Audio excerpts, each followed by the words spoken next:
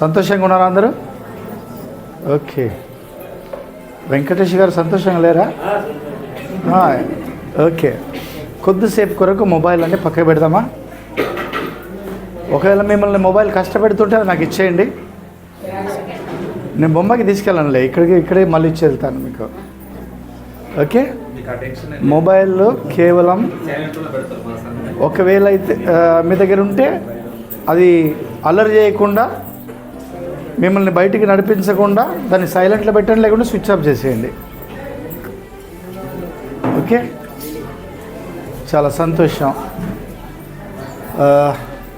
ప్రభునందు ప్రియమైన సోదరులకు మరియు మా ఆత్మీయులు, మమ్మల్ని ప్రేమించి ముంబై మహానగరం నుండి మమ్మల్ని ఆహ్వానించిన ప్రియులు వెంకటేష్ గారికి, లక్ష్మమ్మకు, వారి కుమారునికి, వారి కుటుంబం అంతటికి ముంబై సంఘపక్షంగా మేమెంతో వందనాలు తెలియజేస్తూ ఉంటున్నాం. మరి విశేషంగా ముంబై నుండి వచ్చిన మేమందరము కూడా దైవజనులు జయకరయ్య గారికి, అమ్మగారికి, వారి కుటుంబానికి మరియు ఇక్కడ ఉంటున్న దైవ సేవకులందరికీ, కుటుంబాలకు మా యొక్క హృదయపూర్వకమైన వందనాలు తెలియజేస్తుంటున్నాను. దేవుని మహాకృప తన మహాదైశ్వర్యాన్ని బట్టి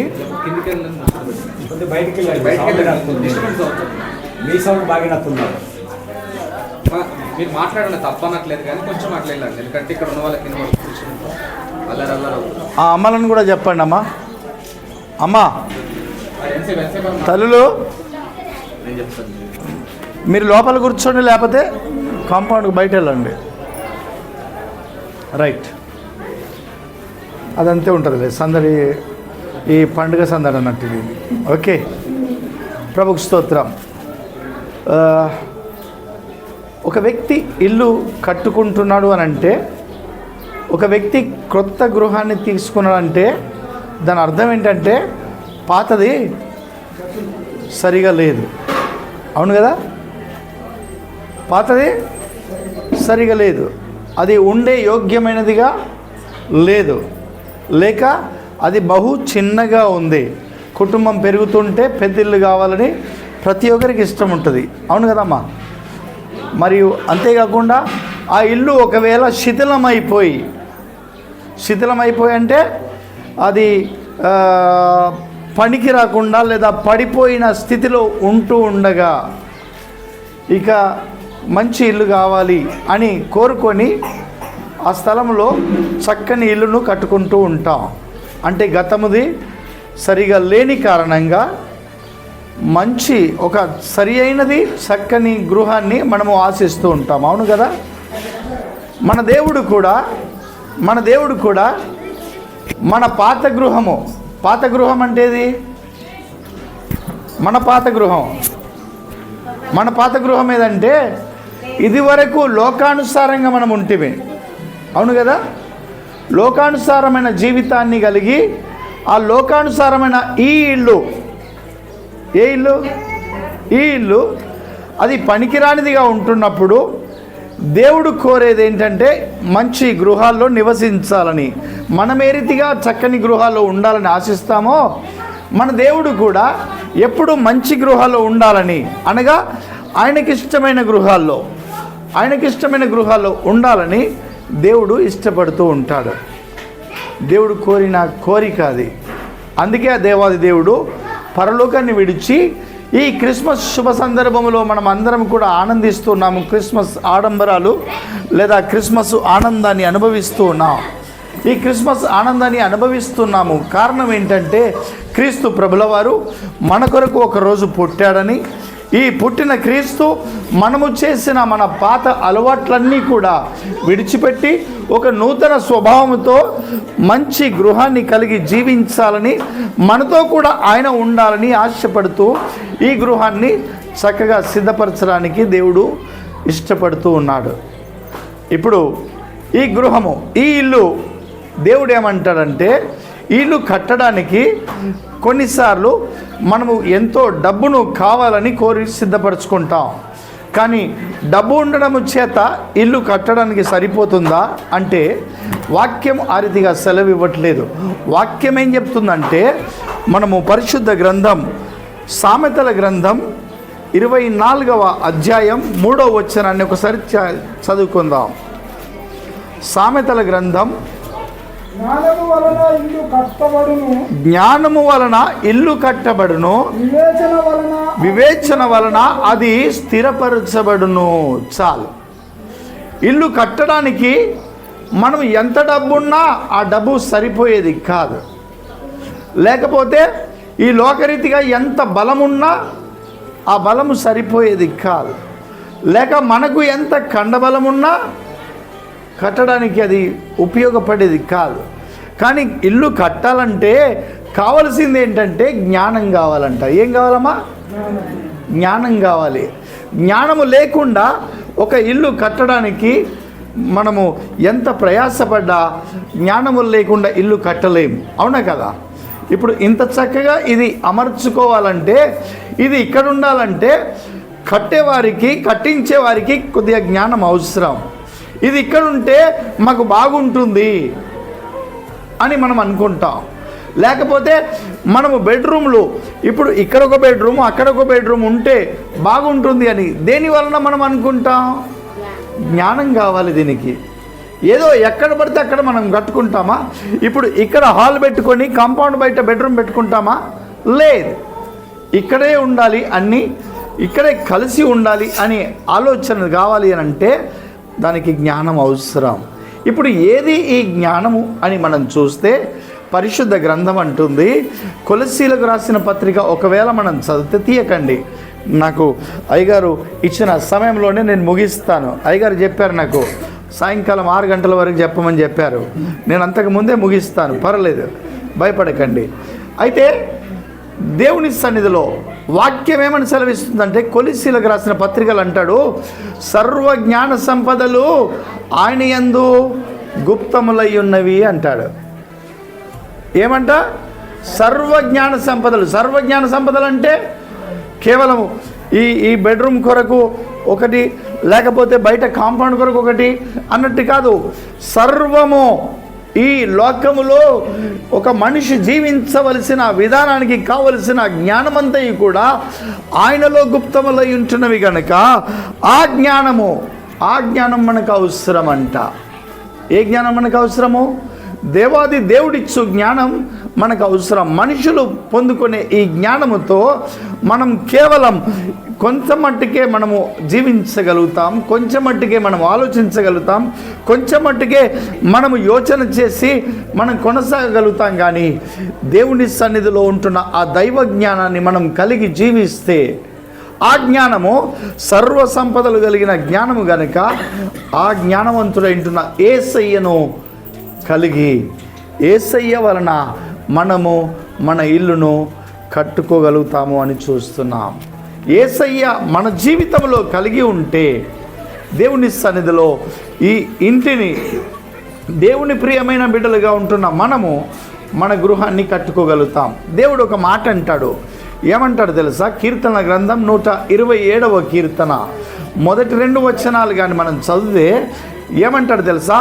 యెహోవా ఇల్లు కట్టించని ఎడల కట్టువాని యొక్క ప్రయాసం వ్యర్థం అంటున్నాడు. అనగా దేవాది దేవుని కలిగి మనము ఇల్లు కట్టుకుంటే, దేవుని సన్నిధిని కలిగి మనము ఇల్లు కట్టుకుంటే, ఆ దేవునే మనము ముందు పెట్టుకొని మన ఇల్లు ప్రారంభిస్తే ఆ కట్టడము అనేది దేవుడు అది సక్సెస్ చేయిస్తూ ఉంటాడు. హల్లెలూయా. మన ఇల్లు చక్కగా కట్టబడాలి అని అంటే, ఆ ఇంటిలో అన్నీ కూడా చక్కగా అమర్చబడాలంటే ఆ దేవాది దేవుని కృప మనకు ఎంతైనా అవసరం. అందుకే భక్తుడు అంటున్నాడు, యెహోవా ఇల్లు కట్టించని ఎడల దాని కట్టేవాడు ఎంత బలం కలిగి ఉంటున్నా, ఎంత ధనం కలిగి ఉంటున్నా, ఎంత ఈ లోకరీతి అయిన పరిస్థితులు కలిగి ఉంటున్నా, ఈ లోకరీతి అయిన బలం ఎంత ఉంటున్నా, దాన్ని కట్టే ప్రయాసం ఏమైపోతుందంట? వ్యర్థమైపోతుంది. దేవుడు లేని ఆ ఇంటి యొక్క పరిస్థితి అంట, ఆ కట్టడం అంట, అది వ్యర్థమైపోతుంది అని చూస్తుంటున్నాం. అంతేకాదు ఆయన ఇంకొక మాట అంటాడు అదే స్థలంలో కిందికి చదువుతుంటే, యెహోవా పట్టణమును కాపాడని యెడల దాని కావలి కాయువారు మేలుకొని ఉండుట అది వ్యర్థం. కావాలంటే ఏం చేస్తున్నాము? ఈ మెయిన్ గుమ్మాన్ని పెట్టుకున్నాం. ఈ గుమ్మం ఎందుకు కావాలి అసలు? ఈ గుమ్మం ఎందుకు నాయనా? లోపల వండుకుంటున్నప్పుడు ఏం చేస్తాం మనము? తలుపులు తెరబెడతామా? మూసుకుంటాం. ఎందుకు మూసుకుంటాం? ఏ దొంగలు రాకుండా, ఏ విషపురుగులు రాకుండా, ఏ మనల్ని కష్టపెట్టే ఏ జంతువులు రాకుండా, లేదా ఏ మనుషులు మనల్ని బాధ పెట్టేవారు రాకుండా మనం లోపల గల్లం పెట్టుకొని పడుకుంటాం. అవునా కదమ్మా?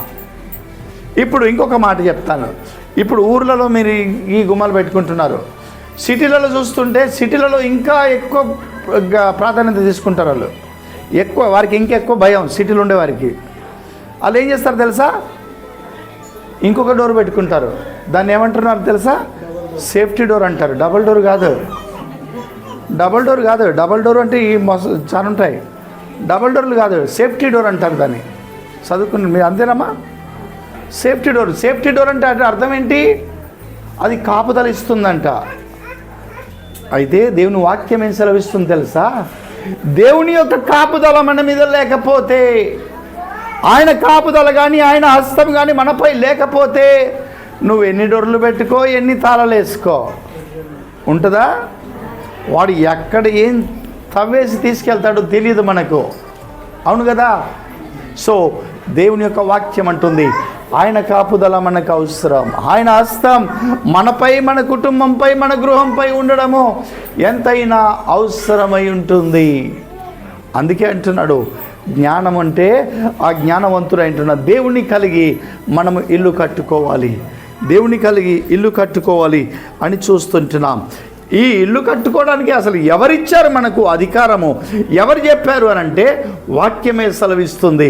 ఇర్మియా గ్రంథం 29వ అధ్యాయం 5వ వచనాన్ని కానీ మనం చదివితే వాక్యం ఆ రీతిగా ఏమని సెలవిస్తుందంటే, ఇండ్లు కట్టించుకొని వాటిలో నివసించుడి. చాలు, ఇండ్లు కట్టించుకొనుడి, వాటిలో నివసించుడి.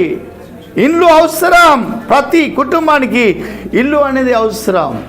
ఇల్లు లేకుండా మనము రోడ్డు మీద ఉండలేం, రోడ్డు మీద మనం పడుకోలేం, మన పిల్లల్ని పడుకోబెట్టలేం. మన జీవితంలో ఇల్లు లేకుండా ఇప్పుడు ఎక్కడో మనము టెంపరీగా కొందరు దాన్ని ఏమంటారు, బొంబాయిలో తాడిపత్రులు వేసుకుంటారు, ఇక్కడ ఇలా టెంట్లు వేసుకుంటారు, డేరాలు డేరాలు వేసుకుంటారు. డేరాలో నివసించే వారికి పెద్ద గాలి వచ్చిందనుకో, తుఫాన్ వచ్చిందనుకో ఏమైపోతుంది? అవి ఎగిరిపోతాయి. వరద వచ్చిందనుకో ఎగిరిపోతుంది. అందుకే మనము ఆ వరదల పరిస్థితిని అనుభవించకుండా, లేకపోతే గాలి తుఫాన్లను అనుభవించకుండా మన జీవితంలో మనము యోగ్యమైన నివాసాన్ని అనుభవించాలని, మనమందరము కూడా ఈ లోకములో ఉంటున్నంత కాలము ఒక నివాసము కలిగి జీవించాలని దేవాది దేవుడే ప్రణాళిక చేసి ఏర్పరిచాడు. ఏమన్నాడు? ఇండ్లు కట్టించుకొని అందులో నివసించుడి అని చెప్పాడు. అయితే మన ప్రియులకు అమ్మ, దేవుడు మీకు నివాసయోగ్యమైన గృహాన్ని ఇచ్చాడు. దేవుడు ఏమిచ్చాడు? నివాసయోగ్యమైన గృహాన్ని ఇచ్చాడు. ఇప్పుడు ఈ ఇల్లుకి మరి ఎలా ఉండాలి, ఈ ఇంటికి ఏం అవసరం అని చూస్తే పరిశుద్ధ గ్రంథం సెలవిస్తుంది. ఇల్లు కట్టుకున్న తర్వాత నివాసయోగ్యమైన గృహం అని చెప్పేసి మనం చెప్పుకుంటున్నాం. మరి నివాసయోగ్యమైన గృహంగా ఎప్పుడు మారుతుంది అంటే పరిశుద్ధ గ్రంథం ఇలా సెలవిస్తుంది. ఏమంటుందంటే నిర్గమకాండములో అక్కడ ఇశ్రాయేలీలందరూ కూడా దాస్యత్వములోనికి వెళ్ళారు. ఐగుప్తు దాస్యత్వంలోనికి వెళ్ళిన తర్వాత అక్కడ అనేకమైన శ్రమలు అనుభవించారు, సమస్యలకు గురి అయిపోయారు, బాధలకు గురి అయిపోయారు. ఇప్పుడు దేవుడు ఒక ప్రణాళిక చేశాడు. ఏమన్నాడంటే తన దాసుడుగా మోషేని ఏర్పరచుకున్నాడు. మోషేతో అన్నాడు, ఈ నా ప్రజలందరి యొక్క దుఃఖాన్ని, వారి బాధను, వారి వేదనను నేను చూచాను. అయితే వారిని బయటికి తీసుకురావాలి. ఎక్కడికి నడిపించాలి అంటే పాలు తేనెలు ప్రవహించే ఆ కానాను దేశానికి నేను నడిపించాలి అని చెప్పేసి వారికి చెప్పాడు. ఈ మోషే గారితో చెప్పి వారిని మధ్యకు పంపించాడు. మోషే గారిని పంపించినప్పుడు జరిగింది ఏంటంటే అక్కడ అనేకమైన సూచక క్రియలు ఫరో రాజు ఎదుట చేయించాడు. రాజు యొక్క హృదయాన్ని కఠినం చేసింది దేవుడే, వారి నుంచి తప్పించడానికి ప్రణాళిక చేసింది దేవుడే. అయితే తుదకు ఆఖరిగా ఆ రాజు మొండిగా ప్రవర్తించినప్పుడు మోషే ద్వారా ఆఖరి పరిస్థితి చెప్పాడు. ఏమన్నాడు తెలుసా? ప్రతి ఒక్కరు కూడా ఇది లాస్ట్ ఛాన్స్. ఎవరికి అంటే ఫరో రాజుకు, ఆ దేశంలో ఉన్న ప్రజలకు అని చెప్పి, మీరందరూ కూడా రక్షించబడాలంటే, మీరందరూ కూడా కాపాడబడాలంటే నేను ఈ దేశంలో ఒక కార్యాన్ని చేయబోతున్నాను. ప్రతి తొలిచూరు మగపిల్లలు నేను చంపబోతున్నాను. ఆ దాని ద్వారా ఈ రాజు యొక్క పరిస్థితి మారిపోతుంది. అయితే దానికిలో మీరు మీ పిల్లలు చావకుండా ఉండునట్లు, మీరు రక్షింపబడిన చోటకు నేను ఒక ప్రణాళిక చేస్తున్నాను. ఏంటి అంటే మీ గుమ్మముపై ఏం చేయాలంటే రక్తము పూయాలి అన్నాడు. హల్లెలూయా. ఏ రక్తం అంటే మనల్ని రక్షించగలిగిన రక్తం. హల్లెలూయా. అది యేసు రక్తం. హల్లెలూయా. ఈ రోజుల్లో దేవాది దేవుడు సెలవిస్తున్న మాట ఏంటంటే ఆయన రక్తం. భక్తుడు అంటాడు కదా, మొదటి యోహాను పత్రికలు అంటాడు, ఏమని చెప్తాడంటే మొదటి అధ్యాయం 7వ వచనంలో అంటాడు, ఆయన రక్తం ప్రతి పాపము నుండి మనల్ని పవిత్రులుగా చేస్తుంది. మనం పవిత్రులుగా జీవించినప్పుడు మన జీవితంలో మనము ఎటువంటి ఈ ఇహ సంబంధమైన శోధనకు గురి అవ్వమని దేవుడు కాపాడాలని ఆ ప్రణాళిక చేశాడు. మనం రక్షించబడాలని దేవుడు చేసిన ప్రణాళిక. ఏంటి ఆ ప్రణాళిక అంటే ఈ లోకములో ఉంటున్న ప్రతి రక్తము, ఎంత రక్తము చిందించిన మానవ పాపాన్ని తుడిచివేసేది ఏది లేదు కనుక ఆ దేవాది దేవుడే ప్రణాళిక చేసి యోహాను సువార్త 3:16 ద్వారా చెప్పాడు. ఏమన్నాడంటే దేవుడు లోకమును ఎంతో ప్రేమించెను కాగా ఆయన తన అద్వితీయ కుమారునిగా పుట్టిన వాని యందు విశ్వాసముంచు ప్రతివాడు నశింపక నిత్య జీవమును పొందినట్లు ఆ దేవాది దేవుడు ఆయనను అనగా ఆయన కుమారుడిగా ఈ లోకానికి ఆ యేసుక్రీస్తు ప్రభుల వారిని పంపించాడు అని చూస్తున్నాం. హల్లెలూయా. ఆయనను పంపించాడు. ఆ రక్తం మన ఇంటికి అవసరం. వెంకటేష్ గారు, ఆ రక్తం మన ఇంటికి అవసరం. ఏ రక్తం? యేసు రక్తం మన ఇంటికి అవసరం. అది మనల్ని కాపాడుతుంది. ఆ రక్తం మనల్ని స్వస్థపరుస్తుంది. ఆ రక్తం మన బాధలో మనకు నెమ్మది ఇస్తుంది. ఆ రక్తం మన జీవితంలో ఏ బలహీనతలున్నా మన బలహీనతలను దూరపరుస్తుంది అని చూస్తుంటున్నాం. ఆ రక్తం మన ఇంటికి అవసరమై ఉంటుంది. ఇంటికి కాదు, ఒంటికి కూడా అవసరం. ఈ లోక సంబంధమైన రక్తం చిందించి పూయడం కాదు. ఈ లోక సంబంధమైన రక్తాన్ని చిందించి ఒక బలిని అర్పించి ఆ బలి పశువు యొక్క రక్తాన్ని చిందించాలని దేవుని ప్రణాళిక కాదు. ఇప్పుడు దేవుని ప్రణాళిక ఏంటంటే యేసు క్రీస్తు ప్రభుల వారిని ఒకవేళ మనము మన సొంత రక్షకునిగా ఒప్పుకుంటే చాలంతే. ఆయన రక్తం మన జీవితంలో మన ప్రతి పాపాన్ని కడిగి తుడిచివేసి మనల్ని తన ప్రియ సొత్తుగా చేస్తుంది. ఆ ప్రియ సొత్తుగా చేర్చడానికి కావలసిన ఆ రక్తం మన యొక్క ఇంటికి పూయవలసిన అవసరం ఎంతైనా ఉంది అని చూస్తున్నాం. ఒకసారి పరిశుద్ధ గ్రంథం యోషువ గ్రంథాన్ని మనం చూస్తుంటే యోషువ గ్రంథములో వేగు చూడడానికి వేగుల వారిగా తన దాసులను పంపించారు. ఎందుకంటే ఆ దేశంపై ముట్టడి వేయాలి. అక్కడికి పంపించినప్పుడు ఆ దేశంలో ఉంటున్న పరిస్థితులన్నీ చూసిన వారు అయితే ఒక స్థలంలో దాక్కున్నారు. వారిని దాచింది ఎవరు అంటే ఒక స్త్రీ దాచింది. ఆ స్త్రీ దాచినప్పుడు ఆ స్త్రీ అంటది, మీ దేవుడు గొప్పవాడు, మీ దేవుడు చేసిన కార్యాలు మాకు తెలుసు అని చెప్తుంది. చెప్పిన తర్వాత వారు వెళ్ళే ముందు ఆమె అంటుంది, దేవుడు ఈ దేశాన్ని కూడా మీ చేతులకు ఇవ్వబోతున్నాడో మాకు తెలుసు. అయితే మీరు ఎప్పుడైతే ఈ దేశాన్ని జయిస్తారో జయించినప్పుడు అయ్యా నన్ను నా కుటుంబాన్ని జ్ఞాపకం చేసుకోనండి అని చెప్తుంది. అంటే మమ్మల్ని హతం చేయకుండా నన్ను నా కుటుంబాన్ని మీరు కాపాడండి, రక్షించండి అని అంటుంది. అన్నప్పుడు వారు ఒక మాట అంటారు. ఏమంటారు తెలుసా? అమ్మ, ఏ కిటికీ గుండా మమ్మల్ని దించుతున్నావో, ఏ కిటికీ నుండి మేము వెలుచున్నామో ఈ కిటికీకి నువ్వు ఎర్రదారం పెట్టాలి, ఎర్రదారం కట్టాలి అని చెప్పారు, ఎర్ర బట్ట కట్టాలి అని చెప్పారు. అంటే దాని అర్థం ఏంటంటే నీవు ఎరుపు రంగు దేనికి సాదృశ్యం అంటే క్రీస్తు రక్తానికి సాదృశ్యం.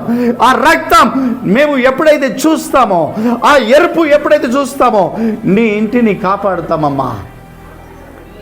ఈ దేశంపై ముట్టడి వేసినప్పుడు నీళ్లు కాపాడబడుతుంది. హల్లెలూయా. అనగా వారు రక్షించబడతారు అని చూస్తున్నాం. వాక్యం సెలవిస్తుంది. యోహాను సువార్తలు అంటాడు, మరి ఏ నామమున రక్షణ లేదు, యేసు నామము తప్ప ఏ నామము రక్షణ లేదు. హల్లెలూయా, హల్లెలూయా. వాక్యం సెలవిస్తుంది అదే యోహాను సువార్తలో, ఎందరూ ఆయనను అంగీకరిస్తారో వారందరికీ ఆయన తన ప్రియ బిడ్డలుగా ఉండటకు అధికారాన్ని ఇస్తున్నాడు. ఆయన రక్తం మన ఇంటికి మన ఒంటికి అవసరమై ఉంది అని చూస్తుంటున్నాం. ఏ ఇల్లు దేవుని చేత మనం కట్టుకున్నామో, జ్ఞానము చేత మనం కట్టుకున్నామో, ఈ ఇల్లు కాపాడబడడానికి, ఈ ఇల్లు సురక్షితంగా ఉండడానికి, ఈ ఇల్లు చక్కగా అనేకుల జీవితాల్లో అనేకులకు ఆశీర్వాదకరంగా ఉండడానికి మనం మొట్టమొదటిగా ఆశీర్వాదకరంగా ఉండాలి. ఆశీర్వకరంగా ఉండాలంటే దేవునిలో మనం స్థిరంగా ఉండాలి. దేవునిలో స్థిరంగా ఉండాలంటే మనకు రక్షణ అవసరము అని చూస్తున్నాం. రక్షణ అవసరం. రెండవదిగా ఈ ఇల్లు కట్టాలి అని అంటే, ఇల్లు కట్టడానికి ఏం చేస్తాం? అసలు మనము కట్టాలన్నప్పుడు కింద పునాది ఏం చూస్తాం మనము? అమ్మ ఏం చూస్తామరా మనము? నాయన ఏం చూస్తాం మనం? పునాది కింద ఏం కావాలంటావు అయ్యా? బండ. అవును కదా? ఇప్పుడు బండ మీద మన ఇల్లు కట్టుకోవాలంట. వాక్యం సెలవిస్తుంది మత్తయి సువార్తలో 7వ అధ్యాయాన్ని కానీ మనం చదివితే, మత్తయి సువార్త 7వ అధ్యాయము 24వ వచనాన్ని కానీ మనం చదివితే అక్కడ అంటాడు, కాబట్టి ఈ నా మాటలు విని వాటి చొప్పున చేయి ప్రతి వాడు బండ మీద తన ఇల్లు కట్టుకొనినా. ఎస్, బండ మీద తన ఇల్లు కట్టుకున్న వ్యక్తిని పోలి ఉంటుంది అని చూస్తున్నాం. హల్లెలూయా, హల్లెలూయా. అంటే మన ఇల్లు ఎక్కడ కట్టుకోవాలంటే బండ మీద కట్టబడాలి అని చూస్తున్నాం. ఒకవేళ ఇసుక మీద కట్టుకున్నాం అనుకో, ఇసుక మీద కట్టుకుంటే ఏమవుతుందంటే, ఒకవేళ వరద వచ్చింది, భయంకరమైన వరదలు. మీరు ఇప్పుడు ఈ మధ్యలో మీరు ఏమైనా వరదలు చూసారా? లేదు. కొన్ని గత కాలంలో మేము మా యవన కాలంలో చూసాం. 83లో కానీ, లేకపోతే అంతకు ముందు కానీ, లేకపోతే ఆ తర్వాత కూడా మధ్యలో వచ్చాయి. ఏం చేశాయి తెలుసా? వరదలు వచ్చాయి. కొన్ని ఇండ్లు, ఇసుక మీద ఉంటున్న ఇండ్లు అలా కుప్పగూలిపోయాయి. బండ మీద ఉన్న ఇల్లు అలా నిలిచి ఉండిపోయాయి. హల్లెలూయా. బండ మీద ఇల్లు కట్టుకుంటే ఆ ఇల్లు ఎప్పుడు కూడా స్థిరంగా నిలిచిపోతుంది. అంటే బండ మీద ఉన్న ఇల్లు ఒకవేళ ఎంత వరద వచ్చినా, ఏ తుఫాను వచ్చినా, ఏ పెనుగాలి వచ్చినా, ఎంత భయంకరమైన గాలి వీచినా ఆ ఇంటి గోడలు, ఇంటి కట్టడము దేని మీద ఉందంటే బండ మీద ఉంది. బండ మీద ఉంది కనుక అది కదల్చబడదు అని చూస్తున్నాం. కదల్చబడదు అంటే మన యొక్క జీవితం, మన హృదయం, మన కుటుంబం దేని మీద కట్టబడాలంటే క్రీస్తు అన్న బండ మీద కట్టబడాలి. అమ్మ తర్వాత మాట్లాడుకుందాం తల్లి. మైక్ లేదు కదా నాకు, మాటలు వినబడుతున్నాయి కదా? ఓకే అమ్మ, ఇటు చూడు, ముందు చూడు బిడ్డ. తల్లి నన్ను చూడు బిడ్డ, నేను అంత బంధం లేదు కానీ నన్ను చూడండి, పర్లేదు. ఓకే, కొద్దిసేపు చూడండి అంతే, ఎందుకంటే దేవుని మాటలు వింటున్నాం. తల్లి ఇటు చూడు బిడ్డ. Okay right. ఇప్పుడు ఏ ఏ ఏ శోధనలు వచ్చినా, ఏ బాధలు వచ్చినా, ఎటువంటి రోగాలు వచ్చినా, ఎటువంటి పరిస్థితులే మనకి ఎదురైనా మనము బండ మీద అనగా క్రీస్తు మీద కట్టబడి ఉంటే మనం కదల్చబడము అని చూస్తున్నాం. ఒక వ్యక్తి ఉన్నాడు పరిశుద్ధ గ్రంథంలో, యోబు అనే వ్యక్తిపై ఎంతో భయంకరమైన పరిస్థితులు ఎదురయ్యాయి. ఆయనకు ఉంటున్న సమస్తం పోయింది, కానీ ఆయన హృదయము, ఆయన జీవితం క్రీస్తు అన్న బండ మీద కట్టబడి ఉంది కనుక జరిగింది ఏంటంటే, ఆయన అన్నాడు, దేవాది దేవుడు ఇచ్చాడు, ఆ దేవుడు తీసుకున్నాడు, ఆయనకు స్తుతి కలుగుగాక అన్నాడు. హల్లెలూయా. దేవుని యొక్క సన్నిధిలో నీవు క్రీస్తు అన్న బండ మీద నీ ఇల్లు కట్టుకుంటే, నీ ఇల్లు కట్టబడి ఉంటే, ఏ శోధనలు వచ్చినా, ఏ బాధలు వచ్చినా, ఏ ఇరుకులు వచ్చినా, ఇబ్బందులు వచ్చినా, ఏ సమస్యలు ఎదురైనా నీవు కదల్చబడవు, నీ ఇల్లు కదల్చబడదు. బండ మీద ఇల్లు కట్టుకోవాలి. ఏది ఇప్పుడు ఈ బండ అంటే క్రీస్తు బండ. ఇప్పుడు క్రీస్తు ఏది అంటే వాక్యం సెలవిస్తుంది, అది వాక్యమే. హల్లెలూయా. అంటే వాక్యం మీద మన ఇల్లు కట్టబడాలి. వాక్యం మీద కట్టబడిన ఇల్లు ఎక్కడ కూడా కదల్చబడదు. వాక్యం మనలో ఉండాలి నిత్యము. ఈ ఇంటిలో ఏముండాలి నాయనా? వాక్యం ఉండాలి. మన హృదయంలో వాక్యం ఉండాలి. మన హృదయం అనే పలక మీద నిత్యం వాక్యం రాసుకోవాలి. కొరింథీ పత్రికల రీతిగా చెప్తున్నాడు, మన ఇంట్లో వాక్యం ఉండాలి. కొన్నిసార్లు బొమ్మలు పెట్టుకుంటాం, ఇది యేసు బొమ్మ అని చెప్తాం. నేను ఇంకా వేరే బొమ్మల గురించి చెప్పను. యేసు బొమ్మ అని చెప్తాం. యేసు బొమ్మ అని చెప్తే నువ్వు యేసుని చూసావా? పోనీ బొమ్మ గీసినోడు చూశాడా? ఆ బొమ్మలు తెచ్చినోడు చూశాడా? బొమ్మలు తయారు చేసినోడు చూశారా? ఎవరు చూడలే. కానీ వాక్యం నీ జీవితాన్ని మారుస్తుంది. హల్లెలూయా. వాక్యం నీ జీవితాన్ని మారుస్తుంది, నీ హృదయాన్ని మారుస్తుంది, నీ పరిస్థితిని మారుస్తుంది. నువ్వు ఎటువంటి ఘోరమైన స్థితిలో ఉంటున్నా నీ పరిస్థితులన్నీ కూడా మార్చేది ఏదంటే దేవుని యొక్క వాక్యం. హల్లెలూయా. ఆ వాక్యం మీదనే మన ఇల్లు కట్టబడాలి. ఆ వాక్యం మీదనే మన ఇల్లు కట్టబడాలంట. దేవాది దేవుడు ఈ లోకానికి వచ్చింది ఎందుకనంటే మన పరిస్థితులు మార్చడానికి వచ్చాడు, మతం మార్చడానికి రాలేడు. దేవుడు ఎందుకు వచ్చాడంటే మన జీవితం మార్చడానికి వచ్చాడు. దేవుడు ఎందుకు వచ్చాడంటే మన బాధలను బాధల్లో నెమ్మది ఇవ్వడానికి వచ్చాడు. మనము అసమాధానకరమైన స్థితిలో ఉంటుండగా సమాధానం ఇవ్వడానికి వచ్చాడు. మనకు తోడుగా ఉండడానికి వచ్చాడు. హల్లెలూయా. యేసయ్య హృదయ పరివర్తన చేస్తాడు, మనస్సు పరివర్తన చేస్తాడు. మన జీవిత పరివర్తనే కాదు, మన మన మన అంటే జీవిత పరివర్తన అంటే ఈ లోక సంబంధంగా కాదు మార్పు చేసేది, అంతరంగంలో మార్పు చేస్తాడు. హల్లెలూయా. అది వాక్యం చేసే పని. వాక్యం చేసే పని క్రీస్తు వాక్యం.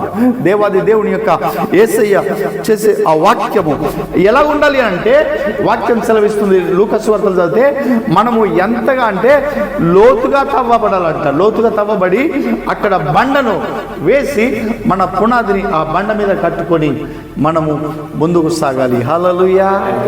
హల్లెలూయా. దేవుని యొక్క వాక్యం మనలో ఉంటే మనం ఫలిస్తాం. మన కుటుంబం ఫలిస్తుంది, మన ఇల్లు స్థిరంగా ఉంటుంది. ఏమన్నాడు? జ్ఞానము వలన ఇల్లు కట్టబడును, వివేచన వలన అది స్థిరపరచబడును అంటాడు.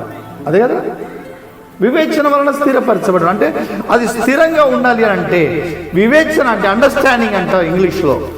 ఆ అండర్స్టాండింగ్ అంటే ఏంటంటే యేసయ్యను కలిగిన ఆ వాక్కును నిత్యం మనలో ఉంటే మనము ఫలిస్తాం.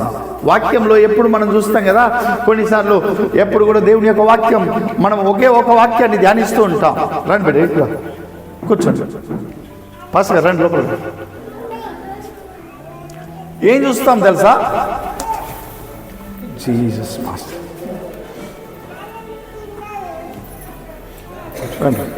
మీరు కూర్చోండి పాస్టర్, మీరు కూర్చోండి. అయ్యో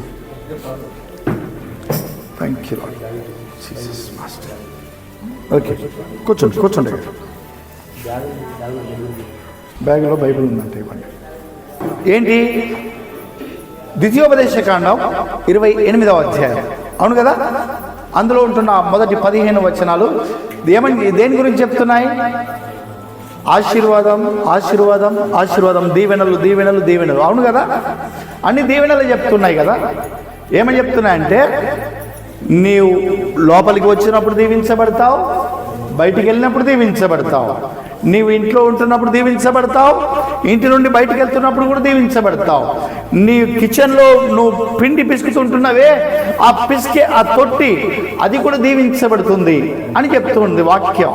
ఇప్పుడు ఇవన్నీ దీవెనలు ఈ ఇంటిలో మనం అనుభవించాలి, అవును కదా? అందరికీ దీవెనలు అవసరమే కదా. ఎవరైనా అద్దని వాళ్ళు ఉన్నారా? మరి నేను ఒక్కరిని చేతిస్తాను, నాకే కావాలన్నట్టుంది. హల్లెలూయా. దీవెనలు ఆశీర్వాదం అందరికీ అవసరమే, అవును కదా నాన్న? ఇప్పుడు మనకు దీవెనలు అవసరం అన్నప్పుడు ఈ దీవెనల కొరకు ముందు కండిషన్ ఉంటుంది. కండిషన్ మీరు మొబైల్లో మీకు ఎప్పుడైనా మెసేజ్లు వచ్చాయా? మీకు ఒకటి తీసుకుంటే దాని వెనక ఇంకోటి ఫ్రీ అని ఇస్తారు. లేకపోతే ఈ యాప్ లోడ్ చేసుకోండి మీకు ఎన్నెన్నో లాభాలని చూపిస్తారు. ఈ గవర్నమెంట్ వాళ్ళు కూడా కొన్ని ఇస్తారు. ఇచ్చారు లేదా మీకు? మీ అందరూ ఉన్నాయా మొబైల్? ఉన్నాయి కదా. ఏమో నన్ను ఎట్లా చూస్తున్నారు మీరు అందరూ? నేను కొత్త నేను కాదు. ఓకే, ఇప్పుడు మొబైల్లో వచ్చే యాప్లో లేదా కొన్ని మెసేజ్లలో అన్నీ ఇస్తారు. కింద చిన్న అక్షరాలు రాస్తారు. చిన్న అక్షరాలు ఏమని రాస్తారు తెలుసా? ముందు క్లియర్గా రాసేవారు టర్మ్స్ అండ్ కండిషన్స్ అప్లై అని ఉంటుండే. ఇప్పుడు అది లేదు. ఇప్పుడు ఇంకా కొద్దిగా మోసం పెరిగింది. ఏమంటున్నారు? T&C అప్లై అంటారు. ఏంటంట? T&C అప్లై అంటే టర్మ్స్ అండ్ కండిషన్స్. అంటే దీనికి షరతులు కొన్ని లాగు అవుతాయి. మీరు మనం అన్ని చూస్తాం, అరే ఇది ఫ్రీ అడ్రా అని చెప్పేసి మన పిల్లలతో చెప్పుకుంటాం. చూడరా ఇది బాగుందా, తీసుకుందాం అంటాం. తీసుకోవడానికి పెడితే బయట చూసినప్పుడు ఏం లేదు, లోపలికి వెళ్తేనే తప్ప ప్రాబ్లమ్స్ స్టార్ట్ కావు. ఇంటర్నెట్ అంటాం. ఇంటర్నెట్ అంటే అర్థం ఏంటి? ఇంటర్నెట్ అంటే అర్థం ఏంటమ్మా? నెట్. ఇప్పుడు ఇప్పుడు ఇప్పుడు ఏదో నడుస్తుంది అనుకుందాం. నెట్ లేకుండా నడుగుతుందా? ఇప్పుడు నెట్ కావాలి. నెట్ అంటే అర్థం ఏంటి? నెట్ అంటే ఏంటి రా బిడ్డ? ఏమో నన్ను చూస్తున్నారు. నెట్ అంటే వల, అంతేనా? తెలుగులో దాన్ని ఏమంటాం? వల. అంతే, జాలి లేకపోతే ఏదో వల, అంతే. అవును కదా? పోనీ ఊర్లో ఇప్పుడు మనము ఉన్నాం, చదువుకున్న పిల్లలు ఏం చెప్పట్లేదు, నేనే చెప్పాలని చూస్తున్నారు. ఓకే, వల వల అంటాం. అంటే నెట్లో ఇంటర్ లోపలికి వెళ్ళాలి, వలలోకి వెళ్ళాలి. ఇప్పుడు వల చూసినప్పుడు వల బయట నుంచి బాగానే కనబడుతుంది. ఒకసారి వలలో పడ్డామనుకో బయటికి వెళ్తామా? వెళ్ళము. మొబైల్ చూస్తుంటే స్టార్ట్ చేస్తే యూట్యూబ్లు, ఆ ట్యూబ్లు, ఈ ట్యూబ్లు, అన్ని ట్యూబ్లలో వెళ్తాం మనం. అది వెళ్ళిన తర్వాత ఇది బాగుంది అని చూస్తాం. దాని వెనుక ఇంకా 10 పంపిస్తాడు వాడు. విన్నారా? దాన్ని ఇంటర్నెట్ అంటాం. వలలో పడిపోతే బయటికి రాలేము. ఇప్పుడు దేవుని యొక్క వాక్యం మనం చూస్తుంటున్నప్పుడు దైవాశీర్వాదాలు కూడా అనుభవించాలంటే వాక్యం ద్వితీయోపదేశ కాండం 28వ అధ్యాయమును మనము చూసినట్టుగైతే 3వ వచనం నుండి 15వ వచనం వరకు ఉంటున్న ఆశీర్వాదాలు లేదా దీవెనలు మనం అనుభవించాలంటే దేవుడు మొట్టమొదటిగా కండిషన్ పెట్టాడు. ఏమని పెట్టాడు? దుష్టుడు సాతానుడు తర్వాత పంపిస్తాడు, మోసగాడు లాస్ట్కి పెడతాడు. అది కూడా మనకు అర్థం కాకుండా పెడతాడు. కానీ దేవుడు పూర్తిగా అర్థమయ్యేటట్టు పెట్టాడు. ఏమని పెట్టాడు? చదువురమ్మా, మొదటి 2 వచనాలు చదువు. నీవు నీ దేవుడైన యెహోవా మాట శ్రద్ధగా వినిన యెడల నేడు నేను నీకు ఆజ్ఞాపించు ఆజ్ఞాపించుతున్నా ఆయన ఆజ్ఞలన్నింటినీ అనుసరించి నడుచుకొని యెడల నీ దేవుడైన యెహోవా భూమి మీదనున్న సమస్త జనముల కంటే నిన్ను హెచ్చించునంటే ఉన్నతమైన స్థానంలో పెడతాడంట. హల్లెలూయా. నువ్వు ఉన్నతమైన స్థానంలో వెళ్ళాలి అంటే, ఆ తరువాత రాయబడిన ప్రతి దీవెనలు అనుభవించాలి అంటే దేవాది దేవుడు మొట్టమొదటిగానే 2 కండిషన్లు పెట్టాడు. ఏమన్నాడు తెలుసా? నీవు నా మాటలు శ్రద్ధగా విని. అంతే. ఆయన బలి ఇవ్వమని చెప్పలేడు. నువ్వు 1,00,000 రూపాయలు తెచ్చి ఇవ్వు, లేదా 10,000 రూపాయలు పాస్టర్ ఇవ్వు, లేదా ఇంకా ఏదేదో చెయ్యు, మెంబర్లు తీసుకురా, ఏదో తీసుకురా, ఇక్కడ ఆర్తి పట్టు అని ఏం చెప్పలేడు దేవుడు. దేవుడు చెప్పిన మాట ఒకటే, నీవు నా మాట శ్రద్ధగా విను. అంతే కాదు, వాటిని గైకొని వాటిని అనుసరించి వాటి ప్రకారం నీ జీవితాన్ని నడిపించు. అంతే. హల్లెలూయా. ఆ ప్రకారం నడిస్తే అప్పుడు దీవెనలన్నీ కూడా ఆ వాక్యం మనకు అనుభవింపజేస్తుంది. హల్లెలూయా. దేవుని యొక్క సన్నిధిలో దేవుని ప్రియ బిడ్డలకు దేవాది దేవుడు ఇస్తున్న ఆ ఇంటికి, ఈ దేవుడు కట్టుచున్న ఈ ఇంటికి కావాల్సింది ఏంటంటే మొట్టమొదటిగా రక్షణ కావాలి, రెండవదిగా వాక్యం కావాలి, మూడవదిగా ఏం కావాలి అని అంటే ఈ పరిశుద్ధ గ్రంథం. మనం కీర్తన గ్రంథం 31వ కీర్తన 5వ వచనాన్ని చదివితే అక్కడ ఏమంటారు తెలుసా? అక్కడ ఒక ఇల్లును చూపిస్తూ ప్రాకారం గల ఇల్లు అంటున్నాడు. హల్లెలూయా. ప్రాకారం గల ఇల్లు అని అంటే అర్థం ఏంటంటే మన ఇంటికి ప్రాకారం అవసరం. ఇప్పుడు ఇంటికి కాంపౌండ్ వాళ్ళు కట్టుకున్నాం కదా, ఇప్పుడు కాంపౌండ్ వాళ్ళు గేట్ మూసేసామనుకో, ఏమన్నా వస్తాయా? ఎవరన్నా వస్తారా లోపలికి? ఎవరన్నా రావాలంటే అక్కడ నుంచి పర్మిషన్ కావాలి, అవునా కదా? పర్మిషన్ కావాలి. ఇప్పుడు మనకు ప్రాకారం కావాలి, మన ఇంటికి ప్రాకారం కావాలి. ఇంటికి చక్కగా గోడ కట్టుకున్నారు చుట్టూ, సంతోషం. మరి మన ఒంటికి కూడా గోడ కట్టుకోవాల్సింది. ఏంటి ఈ ప్రాకారం అంటే దేవుడి సన్నిధిలో దేవాదేవుడు అంటాడు, నీ మోకాలు వంచి ప్రార్థనతో నీ ప్రాకారాన్ని కట్టుకో. హల్లెలూయా. ప్రార్థన అవసరం. ఈ ఇంటిలో ప్రార్థన ఎంతైనా అవసరం అని చూస్తున్నాం. ప్రార్థన లేకపోతే మనకు కాపుదల లేదు. అందుకే భక్తుడు అంటాడు, ఏమంటాడు తెలుసా? యెహోవా యందు భయభక్తులు కలిగి ఉండు వారి చుట్టూ ఆయన దూత కావలి ఉండి వారిని రక్షించును అంటాడు. నీకు రక్షణ కావాలంటే ప్రార్థన అనే ప్రాకారం నీకు అవసరం.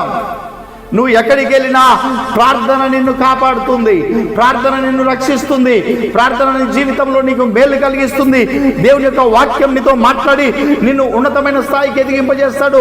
ప్రార్థన అనగా దేవునితో నీవు మాట్లాడినప్పుడు ఆ దేవాదేవుడు నీ మాట విని నీకు కాపుదలను, నీ ఆరోగ్యాన్ని, నీ సమస్త స్థితిగతులను కడతాడు అని చూస్తున్నాం. హల్లెలూయా.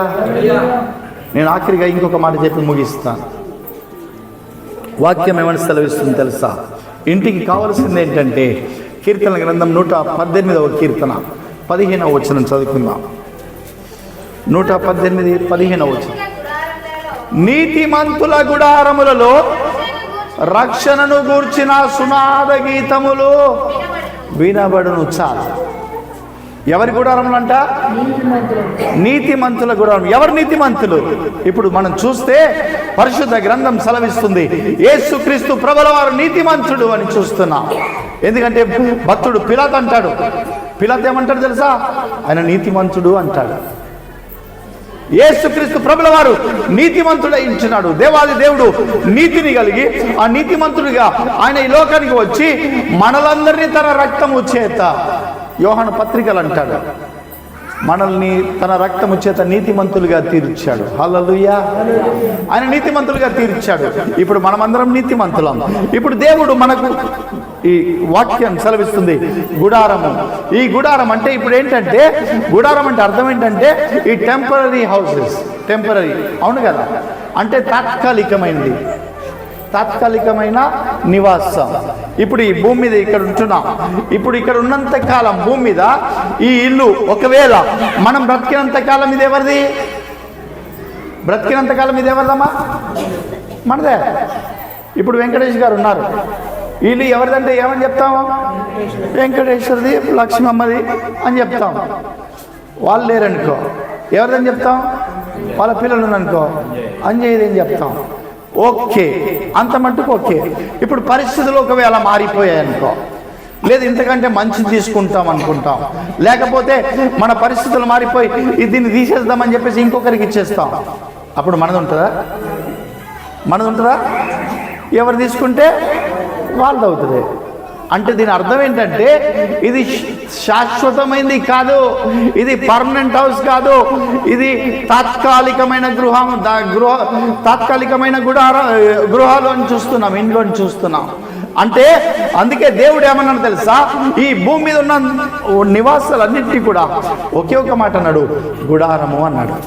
అంటే టెంపరీ. నువ్వు ఎక్కడికి వెళ్తే అక్కడ, నువ్వు ఎక్కడ నివాసం చేసుకుంటే అక్కడ నీ ఇల్లది. ఇప్పుడు బొంబాయికి వెళ్ళావు, బొంబాయిలో ఉన్నంతసేపు నువ్వు ఉన్న ఇల్లు నీదే. ఎవడన్నా వస్తాడల్లా? రాడు. నువ్వు రెంట్ కట్టు, ఏమని చేసుకో, నువ్వు ఉన్నంతకాలం అది నీదే. కానీ టెంపరీ, శాశ్వతంగా చెప్పుకోవడానికి లేదు. సో ఈ గుడారం ఇప్పుడు టెంపరీగా, ఈ గుడారం ఇక్కడ దేవుడు మనకి ఇచ్చాడు. ఎందుకు ఇచ్చాడు అని అంటే, ఇక్కడ ఏం జరగాలి, అక్కడ జరగబోయేది ఇక్కడ జరగాలంట దేవుడు అని కోరుతున్నాడు. హల్లెలూయా. అక్కడ ఏం జరుగుతుంది అని అంటే, నిత్యము దేవాది దేవుని యొక్క సన్నిధిని స్తుతిగానాలు జరుగుతున్నాయి. వాక్యం చదివితే మనము యెషయా గ్రంథం 6 చదువుకోండి, తర్వాత చదువుకోండి, ఇంటికి వెళ్ళి చదువుకోండి. అక్కడ దూతలంట నిత్యము పరిశుద్ధుడు పరిశుద్ధుడు పరిశుద్ధుడు పరిశుద్ధుడు అని స్తుతిగానాలు చేస్తూ ఉన్నారు. హల్లెలూయా, హల్లెలూయా. భూమి మీద తన ప్రియ బిడ్డలందరూ కూడా ఇక్కడ కూడా వారు నిత్యము దేవుడు వారికి ఇచ్చిన ఈ గుడారములో అనగా ఈ ఇంటిలో ఏం కావాలి అంటే రక్షణను గురించిన సునాద గీతం. దేని గురించిందంటే ఇది రక్షణ గురించింది. అంటే నువ్వు రక్షింపబడ్డావు. నీవు నీ ఇంట్లో ఒకవేళ స్తుతిగానాలు చేస్తున్నావు అనుకో, స్తుతి గీతాలు పాడుతున్నావు అనుకో, స్తోత్రం చెల్లింతుము అని పాటలు పాడుతున్నాం అనుకో, ఈ పాటలు ఇక్కడే ఉంటాయా? ఇక్కడ ఇంత లోపల ఉంటాయా? అక్కడికి వినబడతాయి, అక్కడికి వినబడతాయి. ఆ రోడ్డు మీద వెళ్ళే వారికి వినబడతాయి. వినబడ్డప్పుడు వీళ్ళు ఏం పాడుతున్నారా అని చెప్పేసి ఒక్క సెకండ్ కొరగానే ఆగుతారు. అవునా కదా? ఒక సెకండ్ కొరకు ఆగిపోయారనుకో, వారి జీవితంలో ఏదైనా బాధలు ఉంటే, వారి జీవితంలో ఏదైనా సమస్యలు ఉంటే ఒక నిమిషం లేదా ఒక సెకండ్ కొరకు ఆగిన వారి జీవితం దేవుడు అప్పటికప్పుడు మార్చే స్థితి ఉంటుంది. హల్లెలూయా. వారి జీవితంలో వారు రక్షణ పొందుకునే స్థితి ఉంటుంది. అందుకే ఈ గుడారములు అంట, ఈ ఇంట్లో అంట నిత్యము మీరు బొంబాయి ఉన్నా, బొంబాయి నుండి ఇక్కడికి వచ్చినా ఈ ఇంట్లో ఏం జరగాలి అంటే స్తుతి గీతాలు ప్రతిరోజు జరగాలి. హల్లెలూయా. స్తుతి గీతం ఎప్పుడు వినిపించబడుతుండాలి. అది ఏది అంటే రక్షణను గురించిన స్తుతి గానము. అంటే ఎవరైనా సరే ఇక్కడ వచ్చి నిలబడరనుకో, వారి జీవితంలో వారికి నెమ్మది పొందుతారు. వారి జీవితంలో వారు సుఖ సంతోషాన్ని, సమాధానాన్ని అనుభవిస్తారు. అందుకే ద్వితీయోపదేశ కాండంలో అన్నాడు, నీవు లోపలికి వచ్చినప్పుడే కాదు, నువ్వు బయటికి వెళ్ళినప్పుడు కూడా దీవించబడతావు. అంటే అర్థం ఏంటంటే నువ్వు బయటికి వెళ్ళినప్పుడు లేదా ఇందులో స్తుతిగానాలు వెళ్ళినప్పుడు అక్కడ ఉండేవారు నిన్ను బట్టి వారు దీవించబడతారు. హల్లెలూయా. ఈ ఇల్లు ఎలాగుండాలంటే ఇతరులకు కూడా దీవెనకరంగా ఉండాలి. హల్లెలూయా. ఎలా ఉండాలి బిడ్డ? ఇతరులకు కూడా దీవెనకరంగా ఉండాలి. మనము దీవించబడాలి. మనం మాత్రమే కాదు, మనతో పాటు మన ప్రియులందరూ కూడా, మన సంఘ బిడ్డలందరూ కూడా, మన తోబుటి బంధువులందరూ కూడా, లేదా మనవారు కాకపోయినా ఈ రోడ్డు మీద నడుస్తున్న వారందరూ కూడా దేవుని యొక్క దీవెనలను అనుభవించేలా మనము ఈ ఇంటిని ఆ రీతిగా మార్చుకోవాలని, ఆ రీతిగా కట్టుకోవాలని. అందుకే అన్నాడు, జ్ఞానము వలన ఇల్లు కట్టబడును అన్నాడు. ఏది జ్ఞానం అంటే ఇవన్నీ కలిగి ఉంటేనే ఆ క్రీస్తును కలిగి ఉండడం. క్రీస్తును కలిగి ఉండడం అంటే ఇవన్నీ కలిగి జ్ఞానయుక్తంగా మనం నడుచుకోవడం, ఇతరులను కూడా రక్షణలోనికి నడిపించడం. ఇటు కృప దేవాది దేవుడు ఇక్కడ చేరిన మనకు మరి విశేషంగా ప్రియులు వెంకటేశ్వర గారు వారి కుటుంబం అంతటికి దేవుడు అనుగ్రహించి తన వాక్య భాగాన్ని దేవుడు దీవించుగాక. ఆమేన్. ఇంతవరకు నన్ను సహించిన మీ అందరికీ చాలా వందనాలు. టైం ఎక్కువైనా కానీ మీకు ఓపికతో విన్నారు. చాలా చాలా వందనాలు. లేకపోతే ఇంత సమయం వినేవారు లేరు వాస్తవానికి. మీరు విన్నారు, చాలా సంతోషం. అయ్యగారు చాలా చాలా వందనాలు. అయ్యగారు, అమ్మగారు, మీ అందరికీ కూడా వందనాలు. అయ్యగారు కూడా కష్టపడి అంత దూరం నుండి వచ్చారు. Thank you. మా బిడ్డలందరికీ కూడా thank you. God bless you.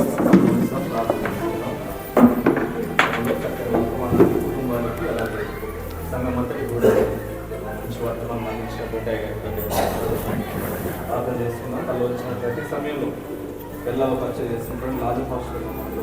వారు చెప్పబడిన వాక్యం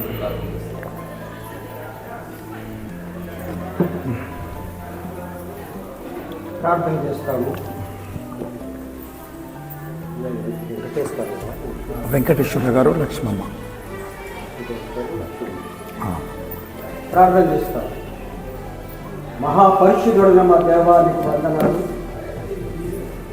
ఇదే కాలం ఇప్పటివరకు మా తండ్రి, మీ యొక్క దాసులు, సేవకులు, స్థానిక సంఘ కాపరులు, సంఘస్థులందరూ మొత్తమైన ఇతర గృహంలో మొత్తం నిన్ను ఆరాధించి దీవెన పొందుతున్నారు. కాబట్టి మా తండ్రి, ఈ స్థలంలో కూడినటువంటి గృహము ఆశీర్వదించండి. చెప్పబడిన ప్రతి వాక్యము ఈ ఇంటిలో నెరవేర్చండి. ప్రభువా, ఈ వాక్యము ఉన్నతమైనది. ఈ వాక్యము జీవము కంటే బలమైనది. కాబట్టి మాత్రం ఈ వాక్యము జీవంతో కూడినది. నీ వాక్యము నీరు లాంటిది. కాబట్టి ఈ ఇంటిలో నీ వాక్యము నిరంతరము నిలవబడుగాక. ఆమేన్. మా తండ్రి నాయన, ఈ గృహంలో మా తండ్రి ప్రార్థన విషయంలో మా తండ్రి జాగ్రత్త కలిగి ఇందులాగున సహాయములు హల్లెలూయా. కలిగించుకుంటున్నాను. Jesus master. గృహము నిర్మించినటువంటి దాసుని దాసరాలను దీవించు ప్రభా. ఈ గృహములు మాత్రం నాయన తమ ఎంతగానో కట్టబడి ప్రభా మా తండ్రి ఆస్తి సంపాదించి ప్రభా మరి ఈ గృహములు నిర్మించుకున్నారు. ఇంకా సరిపోకపోవచ్చు, సరిపోలేని యొక్క స్థితిని కూడా మా తండ్రి నీవు నింపమని మనం చేస్తున్నాం. ఆమేన్. అప్పు పూర్తిగా తీర్చబడినట్టుగా సహాయము దయచేయండి. Yes Lord. ఈ బిడ్డలు మా తండ్రి వారి కుటుంబ సభ్యులందరినీ వారి కష్టార్జితమును నిలిచి వారి రాకపోకలందు వారికి తోడు నీడగా ఉండము. వారు మెండైన దీవెనలతో నింపము. వారు ఎద్దులు ఉంటే, మేకలు ఉంటే, గేదెలు ఉంటే ప్రభా సమృద్ధిగా సహాయము దయచేయము. పిండిపిస్తున్న రొట్టెను ఆశీర్వదించుము ప్రభా. ఈ స్థలాన్ని ధరించిన ప్రతి సంఘ సభ్యులను దీవించుము. ఈ ఆశీర్వాదంతో ఈ గృహమును నింపమని మనవి చేస్తున్నాం ప్రభా. నీ అక్కడ ఆలస్యమైతే ఈ గృహములో ఉన్నటువంటి సంఘ సభ్యులందరూ మా తండ్రి ఈ కొరకు మా తండ్రి నిరీక్షణ కలిగిన వారిగా ఉండాలని ప్రార్థిస్తున్నాం. ఈ కుటుంబం అంతా మా తండ్రి దైవికంగా బ్రతకాలని ప్రార్థిస్తున్నాం. ఈ సంఘములకు మా తండ్రి మాదిరికరంగా ఉండలాగా సహాయం చేయమని మనం చేస్తున్నాం ప్రభా. మా తండ్రి ఈ గృహములు మా తండ్రి ఆశీర్వాదంతో నింపండి. ప్రతి అవసరతను తీర్చండి. లేమిని నింపండి. ఉన్నత స్థలంలోనికి నడిపించండి మా తండ్రి. తోకగా కాదు తల్లగా ఈ కుటుంబముని నియమించమని మనం చేస్తున్నాం ప్రభా. అద్భుతమైన కార్యం జరిగించండి. ఇందాక మాత్రమైనా మీ సేవకుడు చెప్పబడిన వాక్యము ప్రతి విశ్వాసి హృదయంలోను ప్రతి విశ్వాసి గృహంలోను నిలబడాలని ప్రార్థిస్తున్నాం. వాక్యం ప్రతి వారికి అవసరం ఉన్నది. ఈ దైవ వాక్యం కాబట్టి ఈ దైవ వాక్యములను నిన్న ప్రతి వారిని సమృద్ధిగా తీర్చండి ప్రభా. సమృద్ధి అయిన ఆశీర్వాదంతో నింపండి ప్రభా. ఈ బిడ్డలకి ఎలాంటి లోటు రాకూడదు. సంఘం ఆశీర్వించండి. సహవాసములు వేయించండి ప్రభా. మా తండ్రి ఇక్కడ సంఘములు మా తండ్రి నడిపిస్తున్న సేవకుడు దయాకరంగా దీవించండి ప్రభా. వారి సత్యమణిగానే దీవించండి ప్రభా. వారి పరిచయంలో ఇక్కడ వాడబడుతున్న కార్యము జరిగించమని మనం చేస్తున్నాం. అద్భుత కార్యం జరిగించండి మా తండ్రి. ఈ లోకంలో ఉన్నంత కాలం ఈ ఇంటిలో ఉన్న ప్రతి బిడ్డలను ప్రభా రాకపోకలేందు నీ కాపుదల కలిగించి నీ మహిమా ప్రభావాలు పొందమని నా చిన్న ప్రార్థన నన్ను వందనం చేస్తూ యేసు క్రీస్తు నామములో ప్రార్థించి వేడుకుంటున్నాము తండ్రి. ఆమేన్.